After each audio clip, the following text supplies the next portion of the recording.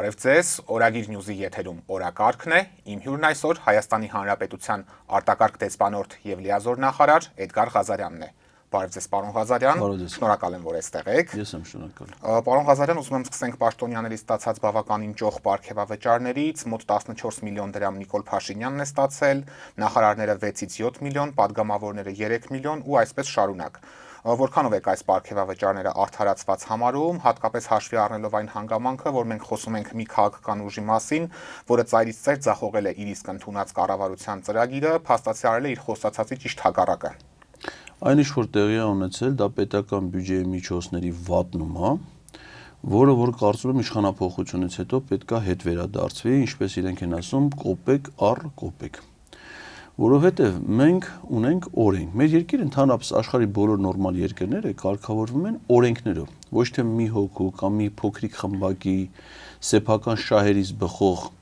կամակատարություններով, այլ օրենքներով։ Հայաստանում կա օրենք, որը կոչվում է, անվանումը հստակ չեմ ասել, բայց կարգավորում է բարձրաստիճան պաշտոնատար անձանց վարձատրության մասին օրենք։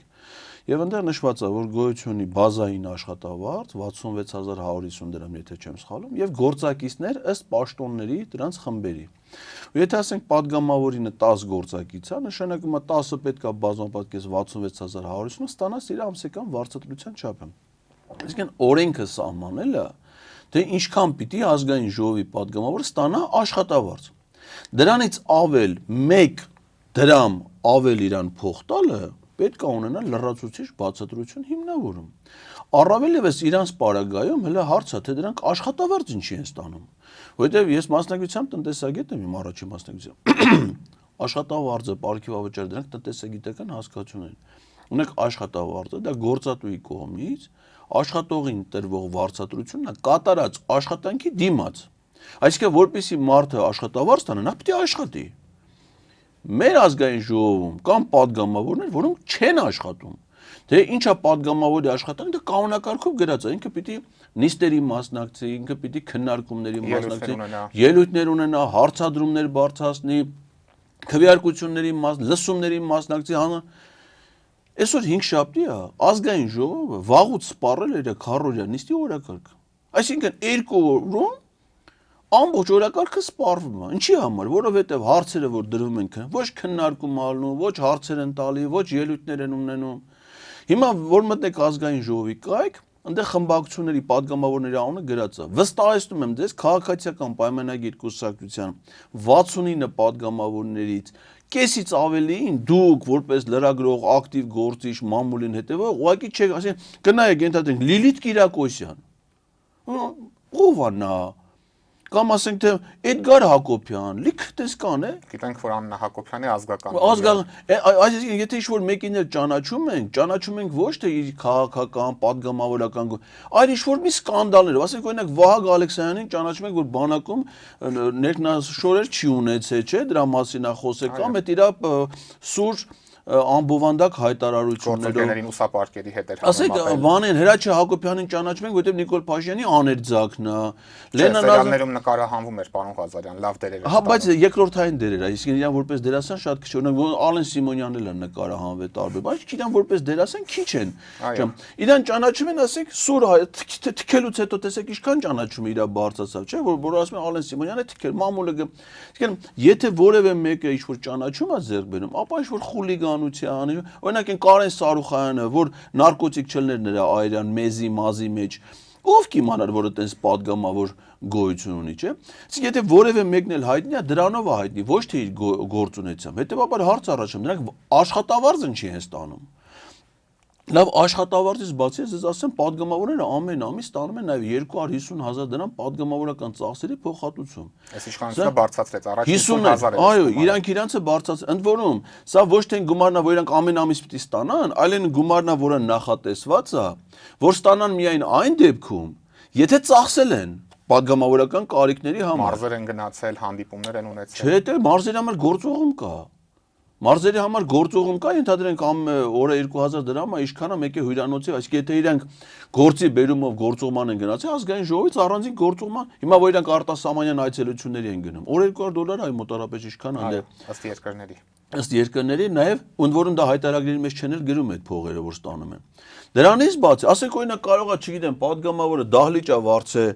ինչ-որ ընտրողների հետ հանդիպման համար 20,000 դրամ վճարել է։ Հաշիվ ֆակտուրան պիտի վերցնի, բերի ներկայացնի ազգային ժողով, իր հասանելիք 250,000-ից 20,000-ը տան։ Եթե մնացածը չի ծախս, այդ փողը պիտի մնա։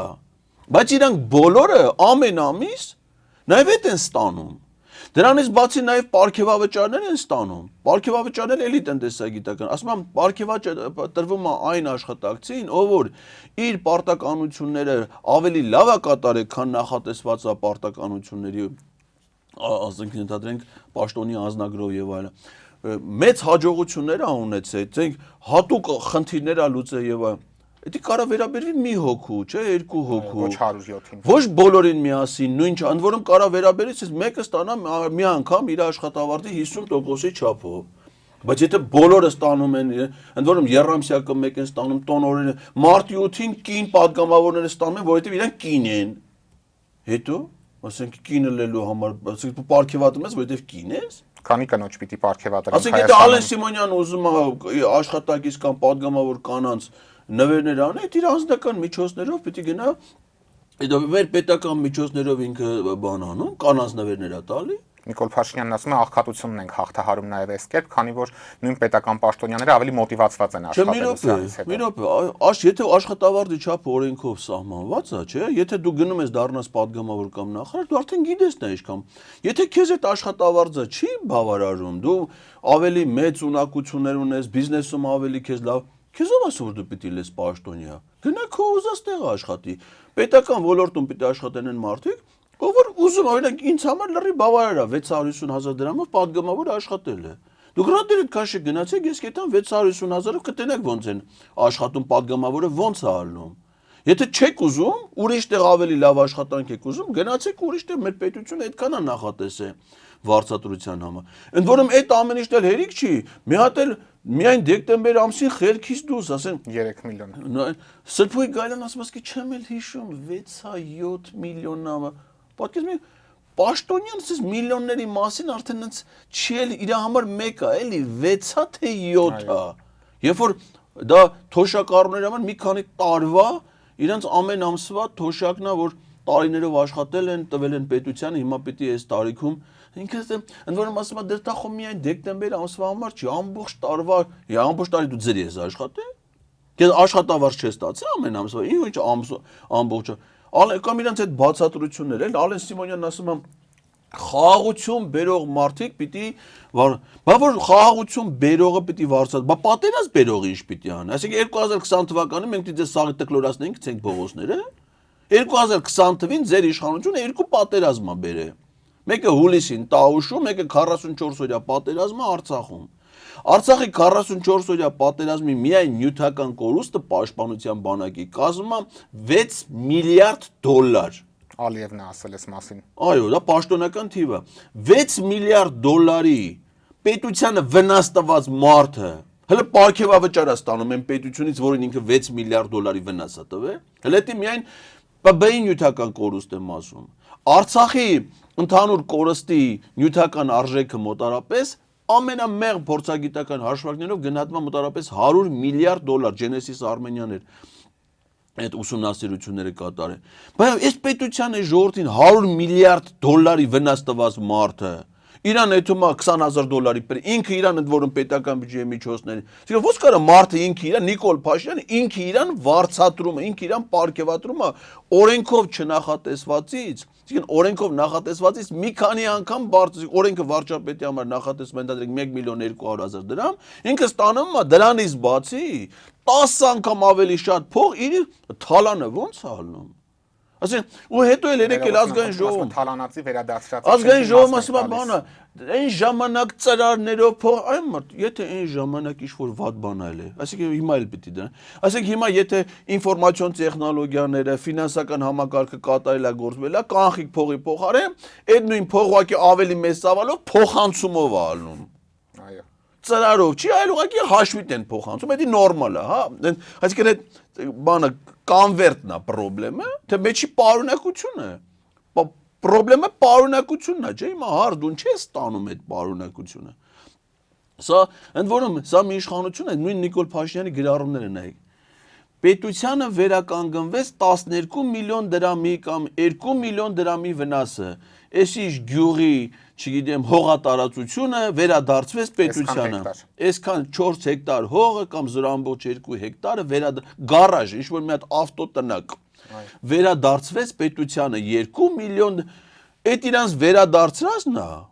բայց իրանց տարած էս պետությունից միլիարդներ է, մենակ ասենք քանի միլիարդ գործադիր 3 միլիարդ կարծեմ միայն դեկտեմբեր ամսին գործադիր իշխանության այդ հավելյալ վարձատրությունն էր աշխատավարձներից բացի։ Ասում են վերադարձածի շատ չնչին տոկոսն ենք տալիս պարգևավճար 0.0001 տնտեսագետները իհարկե չեն հավատում։ Դες բան չկա սուտ է ասում, ինչն ես վերադար, հակառակը պետության վրա պարտքերն է, ֆինանսների նախարարն ասում է պարտքը մի քանի միլիարդից դառավ մի քանի միլիարդ ասենք այդ միլիարդների մասին այնց հեշտ է խոսում։ Ոնց որ ինքը sense միլիարդներ աշխատող մարդ է։ Մեզ սաներ չունի, որ մազերը սաների։ Երեկվա ասուլիսին ոնց որ թե սաներված էր քիչ թե շատ նախկինի համեմատ։ Հա, ոնց որ թե։ Չեմ Առաջընթաց կար էլի որոշ չափով։ Ուրախ եմ, եթե այդպես արձանագրում կա, բայց ասեք դրա տեսքին որ նայում ես։ Սի Իրան ես նայում, իր տեսքի, իր կենսագրությանը նախարարի ինչ վաստակ ունի, որ նա դառնա երկրի ֆինանսներին, հա։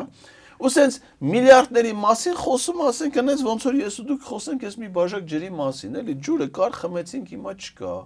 Չկար, լցրեցին բաժակը, դառավ ջուր։ Միլիարդների մասին է խոսում։ Ընդ որում մի կառավարություն, որը խոստացել էր ոչ թե գայս պետության վրա վնասներ տա, միլիարդներով պարտքեր, այլ հակառակը։ Ինքը ուրիշների տարած պետությունից միլիարդները բերի եւ բաժանի այդ ժողովրդին։ Հիմա պարզվում է այն մարդիկ, ովքեր ժամանակի միլիարդներ աշխատել են, եկել են դրանց իրանք են արտոնություններ տալի, կառավարության որոշում։ Այսինքն փոխանակ դրանց ունեցվածքը բերեն բաժանեն ժողովրդին, ժողովրդի փողերից էլ մի հատ էլ դրանց տալիս են արտոնություններ, դրանց արտոնություններ, իրանց էլ պարգևավճարներ։ Որ չգնան մասնավոր ոլորտում Ասի աշխատեն։ ասма թոշակառուներին եթե մենք 10,000 դրամ տան, կտանեն կուրսն են։ Չեն իմանա ինչպես ծախսեն, բնակարանը սխալ կջեռուցեն։ Հա, սխալ բաներ, բայց դա ասում հիմա, դրա նույն նորը ասում եմ բիզնեսով զբաղվելու ամենալավ տարիքը թոշակային տարի։ Այսինքն եթե մարդը պիտի բիզնեսի վերաբերյալ որոշում ներկայացնի այդ տարիքում, բայց չգիտի թե 10,000 դրամ ինչի վրա պիտի ծախսի, ձեռ առնում էլ համատարած։ Այն ինչ որ տեղի ունեցել դեկտեմբերին, նորից եմ կրկնում, դա հաշվարկած է, դա բանկայինով այլ այդ փոխանցումները, դրանք ամբողջությամբ հետ են վերադարձվել։ Ու դե կապ չունի։ Ճանապարհները կան օրենքով։ Իհարկե, պետական բյուջեը բան է, բա հաստատ օրինակ հիմա օրինակ այդ падգամավորները, որ այսքան տարի 250,000-ը ստացել են, չէ՞։ Ցանկացած դատախազ, ասենք դատախազ Էդգար Ղազարյանը վարույթ է նախաձեռնելու, գնա հարցնի ասի, պետությունը ցեզ նախատեսել էր 250,000 դրամ падգամավորական ծախսերի փոխհատուցում։ Ներկայացրել եք հաշիվ ապրանքագրեր, падգամավորական ծախսեր կատա ու հիմնավոր է, որում կարող է դու գնացել ես դալիճը վարձել ես, բայց այդ նոր նայել որ ազգային ժողովի դալիճները ազատ էին։ Եթե ազգային ժողովում ազատ են, ինչ ես գնացել հյուրանոցից վարձը։ Դի հիմնավոր ես։ Ունեք այդ հիմնավորող փաստաթղթը, բայց պետական փողը ո՞նց է ծախսել։ Ամբողջությամբ հետ պիտի վերադարձվի։ Դուք ձեր խոսքում ծրարներով պաշտոնյաներին գումարներ տալուն անդրադարձակ Նիկոլ Փաշինյանը երեք խոսեց այս մասին, նշելով, որ 18 թվականից հետո այս երևույթը վերացել է, պնդում է, որ նախկինում, այսպես ասած, օլիգարխները ոտքով էին հարվածում կառավարության դռներին եւ այլն։ Դուք պետական կառավարման համակարգում աշխատանքի զգալի փորձ ունեք, 2 տարի մարզպետ եք եղել։ Կխնդրեմ նշեք, երբևէ որևէ օլիգարխ անձամբ ձեզ ծրարով գումար տվել է կամ ձեր աշխատասենյակ այդ տարբերակով մտել են, պարոն Ղազարյան։ Իհարկե նման բան չի ելև չի կարողանալ եւ նման բան ես չեմ պատկերացնում որ որևէ դեպքում ապուշ դուրս է տալի ժողովրդական հայերենում այդ իր ելույթը կոչվում է ապուշ դուրս տալ այսինքն առանց որևէ հիմքի առանց որևէ ապացույցի վերացական գեղարվեստական պատկերավոր օդում կախված լուրերի համաձայն անմիտ դատողություն ասենք ով է ասում որ օլիգարխնա տվե ում է տվե ինչի համար է տվե եթե տվել է դրանք պետք է լինեն մանավանդ հիմ եթե դու ասենք 8 տարի առաջ падգամավոր էր կարող էր վերացական խոսել ասել ես ասում եմ դու գնացեք բացահայտ հիմա եթե դու գործադիր իշխանություն ես ազդեցություն ես Մյուս իրավապահ մարմինների ոստիկանությունը քո ենթակա մարմինն է, ազգային անվտանգության ծառայությունը կոչվում է վարչապետին ենթակա ծառայություն, բայց տեղեկությունները եթե կան, ուրեմն պիտի ճշտված լինեն, ասված լինեն, parzենք որ օլիգարխը, որ պաշտոնյային, ինչի համար, որ գործ, եթե այդ ամեն ինչը չկա, ամեն մարդ էլ կարա հիմարություն դուրս տա, ուղղակի ցավալին է նա, որ հիմիկվա հիմարություն դուրս տվողը Հայաստանի վարչապետն է եւ հիմարությունները դուրս է տալի ազգային ժողովի ամբիոնից Կամ ինչի միջև ոչ մեկ ձերբակալված չի, եթե 8 տարի իշխանության եք, ինչի մեկ գործ անգամ չկա, եթե չեն սխալվում։ Ես հիմա չգիտեմ, ասենք ինքը օրինակ падգամավոր եղել է, падգամավորն էլ է բարձրաստիճան պաշտոնատա։ Միգուցե ասենք թե գործարար Խաչատուր Սուքիասյանը քացով բացել է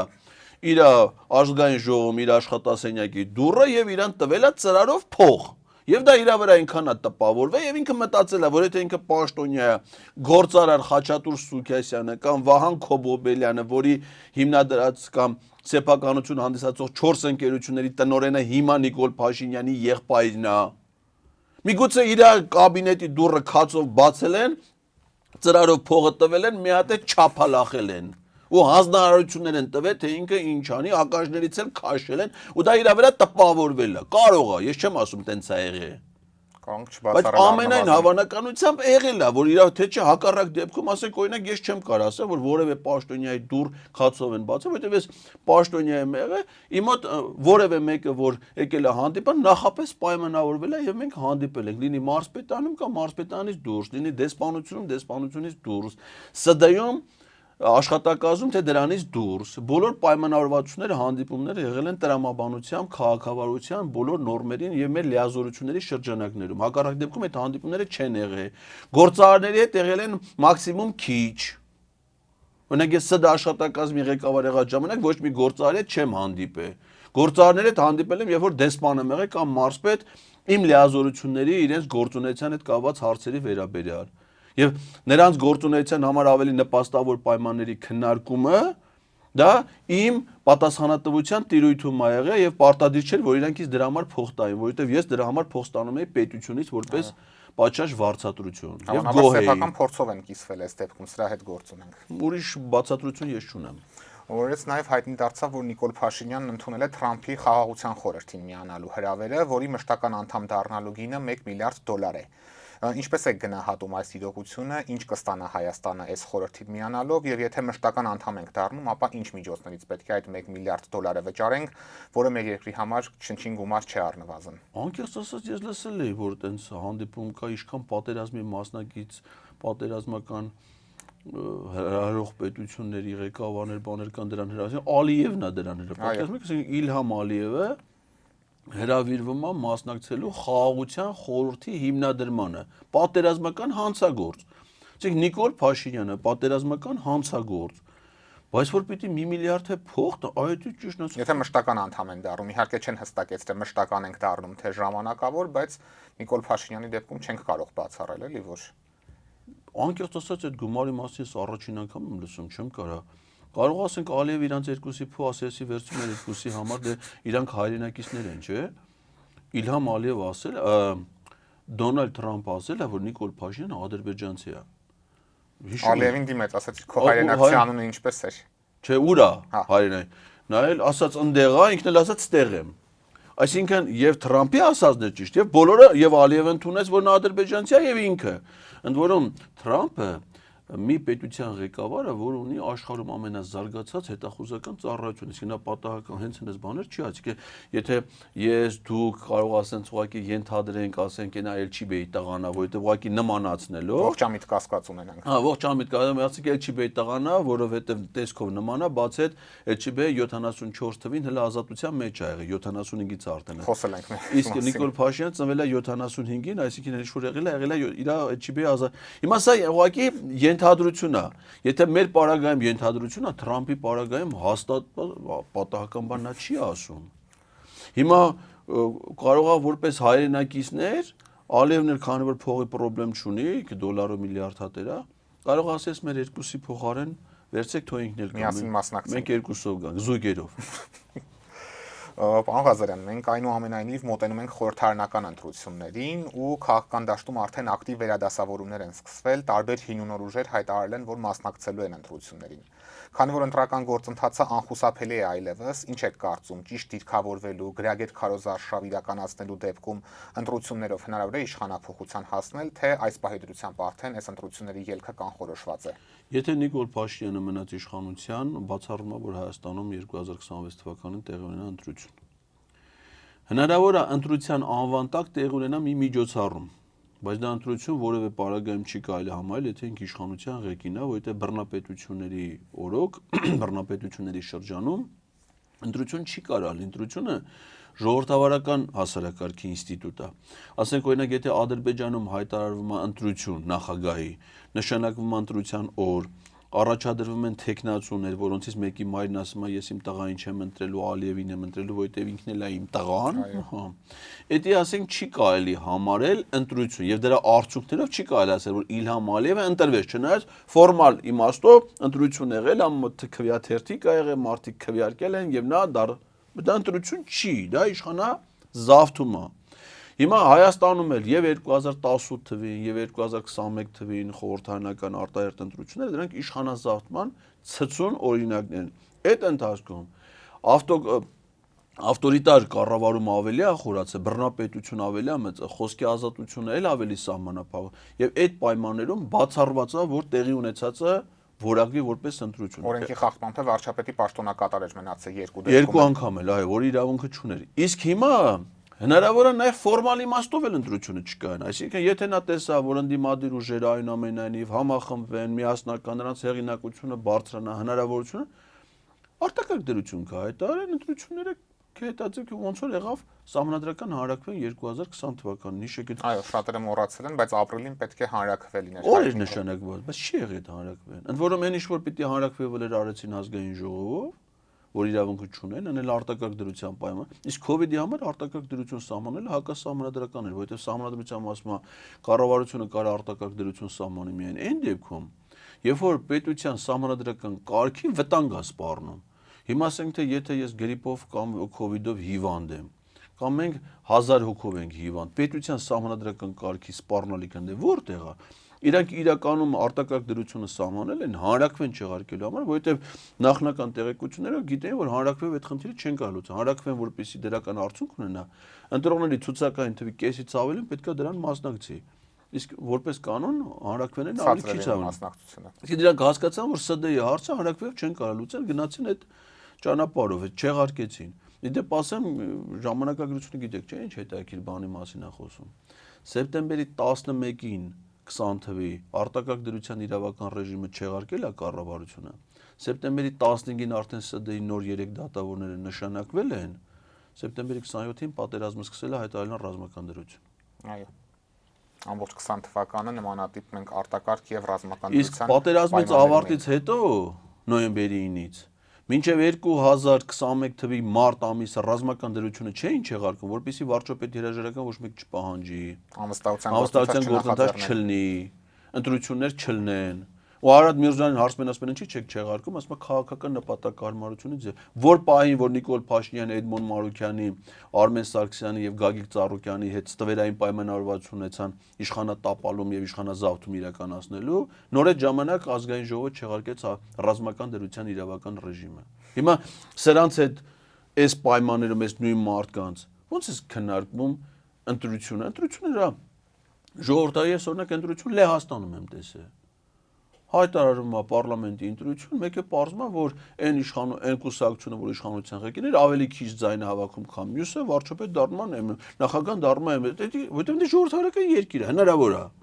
Մեզ մոտ սա բացառվում է։ Դա անհնար բան է։ Լավ, այս դեպքում իսկ ինչ է առաջարկում, պարոն Ղազարյան, կրկին անվստահության գործընթացը պետք է իրականացվի։ Դրանից բացի ուրիշ որևէ լուծում այս պահի Նիկոլ Փաշինյանի ներև դրան խմբավորումից ազատվելու գոյություն չունի։ Իսկ աշխատանքներ այս ուղղությամբ կատարվում են։ Ցավոք սրտի չէ, ով պետք է անի, խո ես ու դուք չենք անում, դա պետք է անեն նրանք, ովքեր դրա իրավասություն ունեն, դրա իրավասություն են ազգային ժողովի падգամավոր։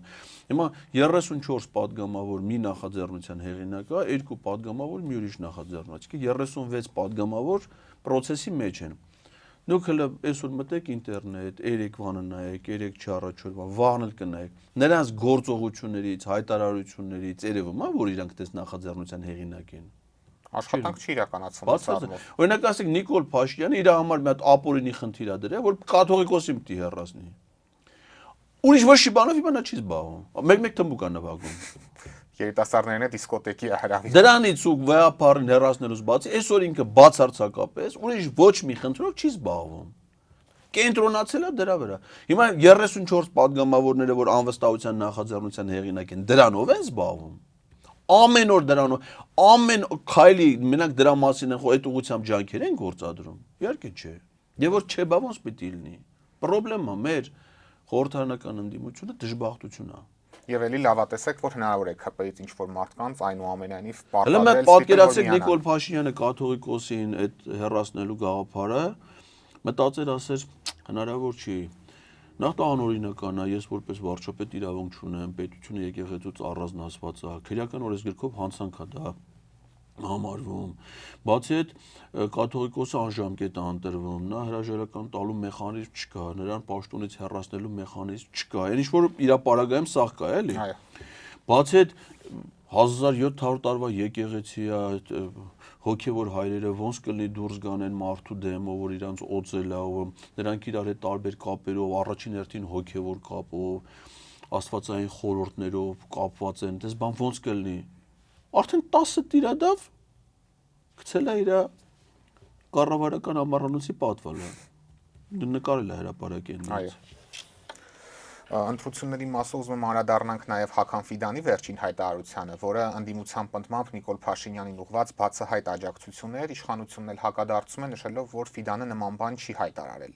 Ձեր գնահատմամբ ինչ ուղերձ էր սրանով փոխանցում Թուրքիայի արտգործնախարարը, որը այդ երկրում բավականին ազդեցիկ պաշտոնյա է, եւ այս հայտարարությունից ինչ հետեւություններ պետք է անի մեր հասարակությունը եւ հատկապես ընդդիմադիր այն ուժերը, որոնք ընտրություններին են սպասում ու ակնկալում են ընտրություններով Փաշինյանին հեռացնել։ Նախ չի հայտարարել։ Կարդում եք դնում ենք, որ հայտարարել։ Ասում եք քաղաքական գիծ է, չեն ասել, որ բուն Նիկոլ Փաշինյանի վերընտրությանը ասել են առաջատար է, բայց չեն աջակցում։ Չէ, բայց ընդ ասում է այս տարի Հայաստանում նախատեսում են հունիսին ազգային ժողովի ընտրություններ։ Նիկոլ Փաշինյանը բարեբախտաբար առաջատար է։ Բարեբախտաբար չի ասում։ Բարեբախտաբար, բայց ասենք նշում է, առաջատար է սոցհարցումներով։ Այսինքն իր բառացի չեմ բան անում, էլի։ Ասում է, որ Նիկոլ Փաշինյանը առաջատար է, գողնակություն է հայտնում։ Ասում է, մեզ համար կարևոր է, որ ինքը այդ ընտրություններում հաղթի, որպեսզի այն ուղղությունը հարաբերությունների, որ ընթանում է, շարունակական լինի, որովհետև դա իրան շահերից բխում է, դրանից ավել այդ մարդը ինչ է, չի դառնալու Նիկոլ Փաշինյանի վստահված անձ։ Կարա դառնա, բացի կուզենա դառնա միգուցե, բայց իրավունք չունի, վստահված անձ պիտի մենակ Հայաստանի քաղաքացի։ Ու ասողն էլ ով է։ Դուք ասում եք արդարացիորեն իր հիմիկվա կարգավիճակ։ 13 տարի Թուրքիայի արտաքին հետախուզության ծառայությունն է ղեկավարել։ Ընդ որում այն նույն ժամանակաշրջանում, երբ որ Հայաստանում տեղի ունեցավ ադրբեջանա-թուրքական հեղափոխություն, Ռուբինյանը, որ հայ-թուրքական հարաբերությունների պաշտոնական բանակցող համարվում, Թուրքիայում անցել է վերապատրաստում կամ ինչ-որ կրթական ծրագրով հետազոտական Հրամդինքի հիմնադրամի միջոցով։ Դա հիմա այդ անունները ճիշտ ընտրեց, որ շփոթություն հենց այդ ձևով առաջան։ Ընդ է այդ նույն Հական Ֆիդանն է, որը ղեկավարել է մի ծառայություն, որի հետ փոխկապակցվածության վերաբերյալ հերքում չի եղել, որ ունի հիմիկվա Հայաստանի արտաքին գործերի նախարար Արարատ Միրզոյանը։ Այդ նույն Հական Ֆիդանն է, որը ամենամեծ հավանականությամբ Էրդողանից հետո դառնալու է Թուրքիայի նախագահը։ Եվ ինքը հստակ դրանից ավել այդ մարդը ինչ ասի, որ դա մեր կառավարությունն է եւ այդ կառավարությունը պիտի մնա։ Հիմա հայ ժողովուրդը չեմ կարծում, որ կեթա Թուրքիայից, որտեղ Թուրքիան հայերի համար ընկալումներով եւ մեր նաեւ ազգային անվտանգության ռազմավարությամբ հանդիսանում է Հայաստանին անվտանգային խնդիրներ առաջացնող երկիր։ Եթե Հայաստանում կգտնվի մի մարդ, որ կգնա Հական Ֆիդանի կոչով կամ իր շահերին համապատասխան Նիկոլ Փաշինյանի կընտրի, իմ կարծիքով դա պիտի թուրք լինի, ասենք թուրք լինի, որը իրանց պետության ղեկավարների խնդրանքը, ցանկությունը, շահերը կատարի։ Նիկոլ Փաշինյանը նման չի վիրավորվի, երբ իրեն թուրք ասեն։ Հայերը չեն անի։ Ասենք հիմա բոլոր հայերով որ դա լսել են, մենակ դա բավարար է, որպեսզի Նիկոլ Փաշինյանին ու իր խմբակին չնի։ Իսկ Ալեն Սիմոնյանը շնորհակալություն հայտնեց Հական Ֆիդանին այդ հայտարարության համար։ Իդեպ խեղճը ինչ այն որում այդ ընկճված տրամադրության պայմաններում, որովհետև ինչքան ժամանակ է սպասում, որ իրան հրավիրեն Բաքու, որ գնա, չեն հրավիրում։ Կաֆարովան չի հրավիրում։ Ասում է ցանկացած առիթ լինի, ես կեթամ Բաքու։ Ես նույնիսկ առաջարկ ունեմ, ասում եմ, որ հիմա Ադրբեջանից որ բենզին են ներմուծել, ասենք մտածում են Հայաստանից ինչ կարելի է արտահանել։ Ասենք մի 20 լիտր սայլերկայի դիմաց կարելի է իրան արտահանել Բաքու։ Կարելի է դիտարկել։ Եթե իհարկե առնեն։ Դեմ չլինեն։ Եթե Ադրբեջանում, որովհետև մինչև հիմա ամենայն դեպս դեմ են ելել բոլոր հնարավոր տարբերակներին։ Չենք կարող մենք նաև եկեղեցու շուրջ ստեղծված իրավիճակին չանդրադառնալ։ Նախորդին Տիրադավների խորհուրդը Մայրաթորից պահանջել էր եպիսկոպոսատ ժողովը Ավստրիայում գումարելու որոշումը չեղարկել եւ պնդել էր, Ով էր պահանջել այս։ 10 Տիրադավների խորհուրդը, որոնք բարենորոգման խորհուրդ են ասում, բայց մենք Տիրադավների խորհուրդ անվանում եւ պնդել էին, որ Մայրաթորի Գերագույն խորհուրդը անվավեր կառույց է, չի կարող եպիսկոպոսատ ժողով հրավիրել։ Ինչպես է գնահատում այս հայտարարությունը եւ ձեզ համար հասկանալի է ինչու մինչեւ այժմ այս 10 մարտիկ 10 տիրադավները Մայրաթորի կողմից կարգալույց չեն արվել։ Ես ճիշտ ասած սպասում եմ, որ դրանք օր առաջ պետքա բոլորը կարգալույց արվեն։ Իհարկե նրանց վերաբերյալ որոշումներ կաթողիկոսը կայացրել է տարբեր կարգավիճակներից վռնդելու Մեկը Մասյացոտնի թեմի նախկին առաջնորդը։ Թեմի առաջնորդը Շվեյցարիայի թեմի առաջնորդին էլ վռնդել պաշտոնից, մի քանիսին հեռացրել է բարձրագույն հոգևոր խորհրդի կազմից, դեռևս մնում են որպես թեմի առաջնորդներ, այսինքն ոնց որ հասկանում եմ վեհապարը հանգիստ է այդ որոշումները կայացնում առանց շտապելու, սառը դատողություն երևի եկեղեցու նաև ներքին կանոնները, ընթացակարգերը հարգելով, հաշվի առնելով, քանիցս հայտարարություն եղավ կոչանելու նրանց վերադառնալու կանոնական դաշտ ծառայության եւ դուրս գալ այդ ապօրինի կարգավիճակից եւ այդ կարգավիճակում իրենք մինչև հիմա ինչ արել են բոլոր ապօրինի եղել, ապօրինի հենց եկեղեցու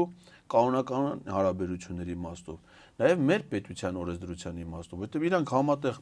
Հայաստանի վարչապետի գրած վարչապետ Նիկոլ Փաշինյան թուղթ են ստորագրում, ինչ որ հանձնաժողով ստեղծելու վերաբերյալ, որը ոչ եկեղեցին է նախատեսում, ոչ կառավարության կառուցվածքի եւ գործունեության կարգի մասին օրենքը, այսինքն եւ պետության օրենսդրության տեսանկյունից է ապօրինություն եւ եկեղեցական կանոնների տեսանկյունից է ապօրինություն, այսինքն այդ մարդիկ հակականոնական դաշտում գործող սուբյեկտներ են, հետեւաբար դրանց որևէ կարծիքը, որևէ իմաստով հետաքրքիր չի, առավել եւս որ իրանք այդ կարգավիճակում հայտնվել են, ամեն մեկը մի կոմպրոմատի, մի ինչ-որ խայտառակության, մի ինչ-որ զավեշտալի պատմության, սկանդալային բանի ներքո եւ այդ մասին ասել է ազգային անվտանգության նախկին ծառայության նախկին տնօրեն Արթուր Վանեցյանը, որը ժամանակին ինքն է տիրապետել, այսինքն ինքը միգուցե կոռեկտությունից ելնելով հիմա ամբողջ մանրամասները չի ասում, բայց վստահեցնում է մեզ, որ այդ 10 հոգին դրանք խնդիրներ ունեցող մարդիկ են, բայց այդ կճորանին Նիկոլ Փաշինյանը ինչ որակներ էր տալիս ժամանակին։ Ասում էր Բենտլի Սամո, խոսում էր նրա օֆշորը, նույն կճոյանը, այս ինչ 18 թվից հետո մի քանի քրեական գործերով մեղադրելի կարգավիճակ է ունեցել, հարցաքնվել է, դրա նկատմամբ խափանման միջոցներ են կիրառվել։ Մեկը նախորդ տարի, շատ հեռու չգնանք։ Այո, նախորդ տարի դրանից առաջ էլ են բան են Հայրապետյանի բողոքով, չէ՞, այն ժամանակ էլ կար, այսինքն էմիսները նույն եւ կուսակրոնության ուխտի խախտելու իմաստով եւ բիզնեսներով զբաղվելու իմաստով, ասեն դրանք էլ ինքան միամիտ մարդիկ են, այս փոքր երկում հենց են իմանում իրենց մասին մենակ ազգային անվտանգության ծառայությունը տեղի։ Այդ խաբար չեն, ասենք ազգային անվտանգության ծառայությունը ո՞նց է իմանում, ուրիշներն են, չէ՞ դա ասում։ Բայց ուրիշները եթե կան, ուրիշ տեղեր են, չի ասում, պարտադիր պիտի մենակ աղացային ասեն։ Բայց չեմ ասում, որ մարդկա կոմպրոմատը հետը մանա տալի։ Այդում են նկարում են, տենում են հետն է։ Էլ ինչի դրանց է, այսինքն նրանց խոսքին պետք չի որևէ ձեւ վերաբերել կաթողիկոսի եւ Մայրաթորի կողմից կայացված բոլոր որոշումները, նրանք օրինական որոշումներ են, իդեպ մեր եկեղեցին ու կաթողիկոսին շնորհում է բացարձակ իշխանությամբ, միանձնյա նաեւ որոշումներ կայացնելու իմաստով, այդ իմաստով որևէ խնդիր չկա, իսկ որ եկեղեցական ժողովները կարան լինեն աշխարհի ցանկացած կետում, դա տրամաբանական է, որովհետեւ Հայաստանի Ծառայքելական եկեղեցին դա համաշխարհային կազմակերպություն է, այսինքն կենտրոնը Մայրաթոր Սուրբ Էջմիածինն է, բայց եկեղեցին ինքը գործունեություն է ծավալում ամբողջ աշխարհում։ Հետևաբար վեհապարը կարա նաև թեմեր այցելի, կարա այցելությունների ընթացքում նաև հանդիպումներ ունենա, այդ հանդիպումներին կարող են մասնակցել միայն եպիսկոպոսներ, դրա կարա կրի նաև պաշտոնական բնույթ եւ դա կարա լինի աշխարհի ցանկացած վայրում։ Ու գիտեք ինչն է հետաքրքիր, որ մինչև հիմա երեք էլ Նիկոլ Փաշինյանը մեղադրում է KGB, MGB բանը, եկե պարզվում է, որ դա անում են Եվրոպայի, ավստրիան կարծեմ աշխարհագրորեն Եվրոպայի Ռուսաստանում չի։ ամենամեծ Ռուսաստանում չի։ Եվ Մասյացոտնի թեմի նախկին առաջնորդի մասով հայտարարում են, որ վեհապարին նրանք կաթողիկոս չեն ճանաչում, հետևաբար նաև նրա որոշումները չեն ընդունում եւ վերջինս շարունակում է մնալ թեմի առաջնորդ։ Այս հայտարարությունը օրենքի տեսանկյունից որքանով է խնդրահարույց, պարոն Ղազարյան, օրինակ ես եւ դուք էլ կարող ենք ասել, որ Նիկոլ Փաշինյանին եւ գործող կառավարությանը չենք ճանաչում եւ օրինակ մեր քաղաքացիական պարտականությունները չկատարել, հարկեր չվճարել եւ այլն եւ այլն։ Ախինքան ես լսում եմ դե այդ մանավանդ այդ Պետրոս Ղազարյանի մոտ որ գնում եմ, ավելի ուշադիր եմ լսում եմ։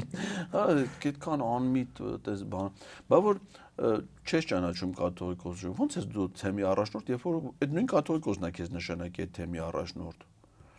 Նույն կաթողիկոսը ստեղծել է այդ թեմը։ Այո։ Այսինքն թեմը ստեղծելուց ճանաչում էիր, քեզ նշանակելուց ճանաչում էիր, քեզ հեռացնելուց չես ճանաչում։ Ինչն է փոխվել կաթողիկոսի կարգավիճակում այդ ժամանակահատվածում, որ այն ժամանակ ճանաչում էիր, հիմա չես ճանաչում։ Եթե ասենք իրանք իրանց դնում են ծիծաղելի իրավիճակի մեջ, բայց իրանք են Պետրոս ինչ հարց է ծիծաղում է։ Ոնց որ այդպես բան կա, չէ՞, անտեր տեսակի։ Ոչ adekvat վիճակում են։ Խոտի մի տեսակ կա, մարդը որ ծխում է, այդպես ապուշակ ծիծաղում է։ Բանը, ասեք, հիմա այդ ինչ հարց տալիս է ինքն է ծիծաղում, բայց ինքն է հայտնվել ծիծաղելի իրավիճակում։ Կամ նույն Սյոպան ասում է վեհապարի որոշումը օրինական չի, բայց քեզ ձեռնադրելու որոշումը օրինական էր։ Քեզ կարգալուց անելու որոշումը օրինական չի։ Քեզ բնակարան տալը օրինական է։ Բանալները վերցնելուց օրինական է, բայց հանձնելուց ասում ես անօրինակ է։ Դες ո՞նց է ալնում։ Ջերմուկում մի հատ քահանա կա։ Իրան կաթողիկոսն է ձեռնադրել։ Ինձ եկեղեցին որտեղ որ ինքը ծառայում է կաթողիկոսն է, օծե։ Հիմա ասում է կաթողիկոս դեպ դու սա պայքարի հանուն վարչապետի։ Վարչապետը ուզում, վարչապետի ենթական ես ուզում դառնաս, գնա դառի մարզպետ։ Գնա դառի վարչապետի խորհրդական։ Պակասը չունենք։ Եթե դու, հա, եթե Լիլիթ Մակունցը դառնա, գալուսն է կարալի։ Հիմա, բայց եթե դու ուզում ես վարչապետի ենթակայությամբ աշխատես, գնա վարչապետի, եթե դու եկեղեցուն ես ուզում ծառայես, պիտի ենթարկվես եկեղեցու կանոնին, եկեղեցու կարգին, եկեղեցու ղեկավարին։ Հիմա ասեք կլինի, մենք ասենք դե բանը, քանի որ Արարատի մարզպետը Ռազի տղան է, Նիկոլ Փաշինյանն է իր նշանակել, Նիկոլ Փաշինյանն էլ ապօրինա կամ Տաոշի մարզպետ իր քավորն է ու ինքն է նշանակել մենք չենք ընդունում դրա իշխանությունը։ Դե հիմա մարդը կարող ասի, բայց ո՞վ պիտի դրան լուրջ վերաբերվի։ Նույնն էլ էս մեկի պարագայում է, չէ՞։ Այսինքն, եթե հիմա 10 տիրադավները, ասենք